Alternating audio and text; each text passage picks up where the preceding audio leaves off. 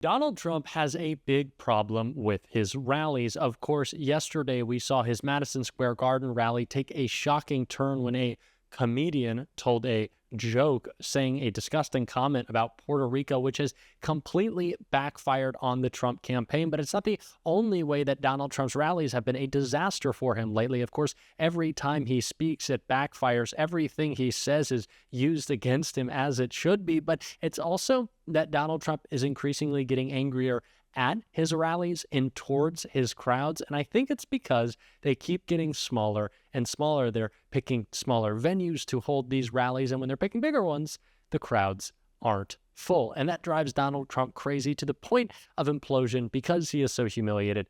And we saw that today at a faith town hall that Donald Trump did. Yes, you heard me right. Donald Trump and faith doesn't sound right in the same sentence. And it certainly didn't look right when Donald Trump was talking today. And we're going to get into all of that. But before we do, if I could quickly ask you to leave a like on this video. And if you haven't already and enjoy this channel, to hit that subscribe button. It goes a long way. It really means the world to me. Now let's get into this first clip of Donald Trump's faith town hall.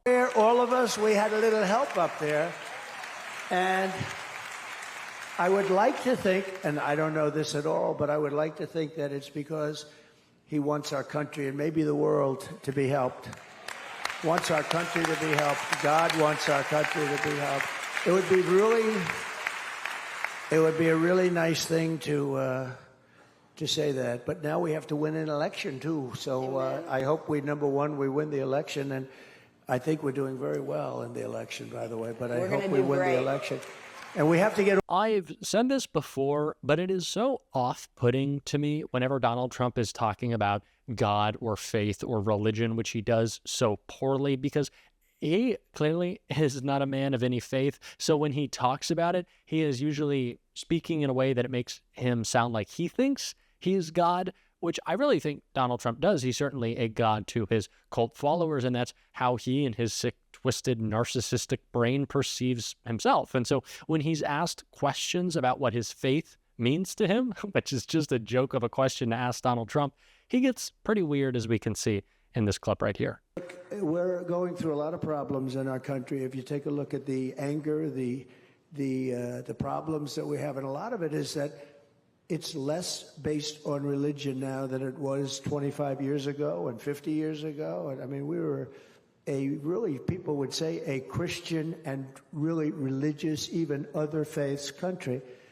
And that seems to be heading in the wrong direction. And I think as that goes down, I think that our country goes down. I really do. I think this is a country that needs religion. It's like the glue that holds it together. And we don't have that. That's why you are the most important people, and I'm not sure you even realize it.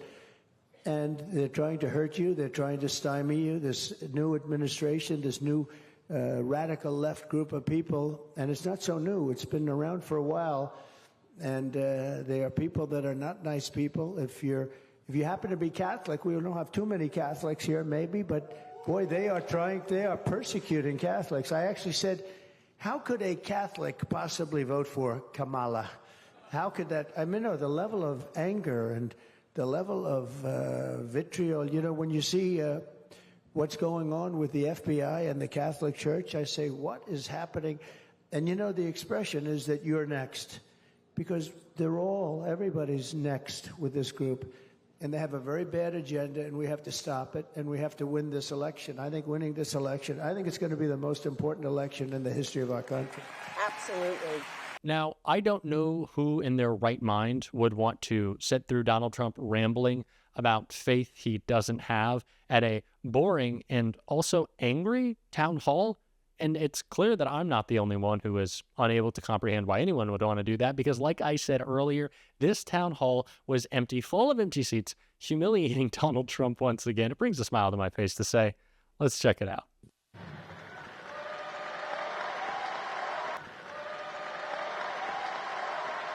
Certainly not a packed crowd. And in the important swing state of Georgia, mind you, in Atlanta, Donald Trump cannot fill up what is really not even an arena, just kind of a smaller venue. So I don't know if that's necessarily our best polling metric for the state of Georgia, but certainly not an encouraging sight for the Donald Trump campaign. And of course, there has been a lot of not encouraging sights for them. They are still dealing with the rightful blowback to the joke that was told last night. And J.D. Vance did his best job to clean it up for Trump, and it just went even worse. Let's hear what he had to say. Now, I've heard about the joke. I haven't actually seen the joke that you mentioned, but I think that it's telling that Kamala Harris's closing message is essentially that all of Donald Trump's voters are Nazis, and you should get really pissed off about a comedian telling a joke. That is not the message of a winning campaign. And most importantly, it's not the message of a person who's fit to be the president of the United States of America.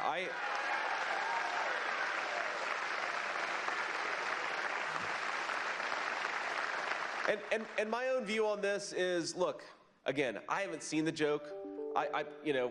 Maybe it's a stupid racist joke, as you said. Maybe it's not. I haven't seen it. I'm not going to comment on the specifics of the joke. But I think that we have to stop getting so offended at every little thing in the United States of America. I'm so over it.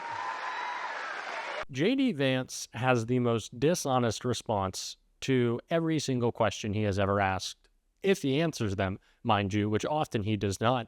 Might I remind you, J.D., that you, J.D., are the one who said that Donald Trump would be America's Hitler. So Democrats aren't calling Donald Trump a Nazi. His former advisors are. His current running mate is. We're pointing out that he is a fascist, though, and there are certainly some striking comparisons. But if we even were to use that language, justified, considering you already did, and his actions. Speaking of calling those actions out, someone who has done a great job and has just been unleashed on Donald Trump is AOC, as we can see right here. Right now, the campaign is scrambling, and they're trying to blame this rhetoric on a so-called comedian. This is not a comedian. This is the Trump campaign. They invited this rhetoric on their stage for a reason. It was a chorus of speakers on that campaign for a reason. It was vetted, and they knew exactly who was going to say what before they went on. And so the only backtracking that they're doing right now is just because tens of thousands of Puerto Ricans happen to live in Philadelphia, Florida, Michigan, Wisconsin, and also the several swing seats in the House of Representatives that run through the state of New York, and they're just realizing that they might have made a big error by saying out loud what they're thinking.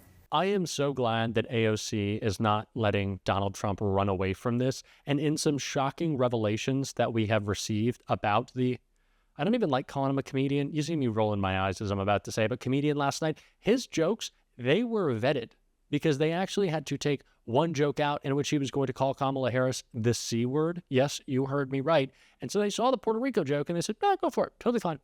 They vetted those jokes. They looked through them, which means, what do they know? What he was going to say. And they were happy for him to. It is representative of who Donald Trump is. That is them. Even with some weak defense from his spokesperson right here.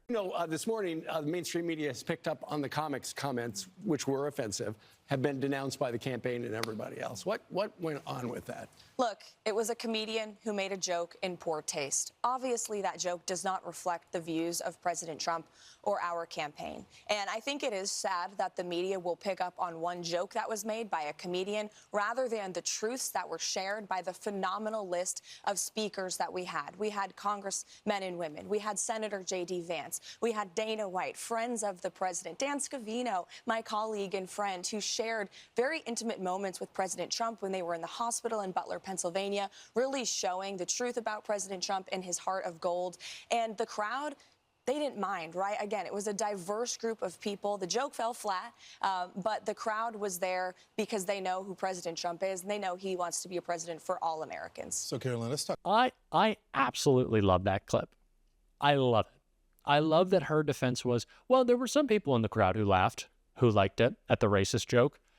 What does that tell you about your campaign? What does that tell you about the people who support you? They're racist. If people are laughing at your racist joke, what does it say about them? What does it say about you? What does it say about your movement?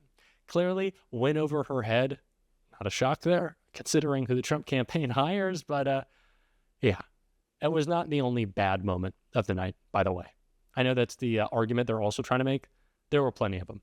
We can see them right here. These Latinos, they love making babies, too. Just know that. They do. They do. There's no pulling out. They don't do that. I don't know if you guys know this, but there's literally a floating island of garbage in the middle of the ocean right now. Yeah. I think it's called Puerto Rico. That's a cool black guy with a thing on his head. What the hell is that, a lampshade? I'm just kidding. That's one of my buddies. He had a Halloween party last night. We had fun. We carved watermelons together. It was awesome. She is some sick Hillary Clinton, huh? What a sick son of a. The whole party, a bunch of degenerates. She is the devil, whoever screamed that out. She is the Antichrist. It's going to be pretty hard to look at us and say, you know what? Kamala Harris, she got 85 million votes because she's just so impressive. As the first Samoan, Malaysian, low IQ, former California prosecutor ever to be elected president. After those disgusting warm-up acts, Trump then ratcheted up his incendiary, vengeful rhetoric. I will launch the largest deportation program in American history to get the criminals out. I will rescue every city and town that has been invaded and conquered. And when I say the enemy from within, the other side goes crazy, becomes a sound. Oh, how can he say? No, they've done very bad things to this country. They are indeed the enemy from within. But this is who we're fighting. They're the enemy of the people, the press. It wasn't one bad joke. It wasn't one bad moment. It wasn't a slip up. It wasn't accidental. You can't run away from it. That's your movement. Those people, their words, that rhetoric, constantly pushed from MAGA all the time, that's what you're about. Can't run away from it. It's the truth. It's who you are. And it's who you will always be. And it's the reason you should be nowhere near power. MAGA. And that's what we're going to be talking about on this show every single day. And if you want to support that, as always, you can hit that subscribe button. You can leave a like on this video. And if you stuck around at the end, you can drop a blue heart in the comments. And also in the comments, let me know if you have voted for Kamala Harris already so we can all thank you. And until next time, I'll see you soon.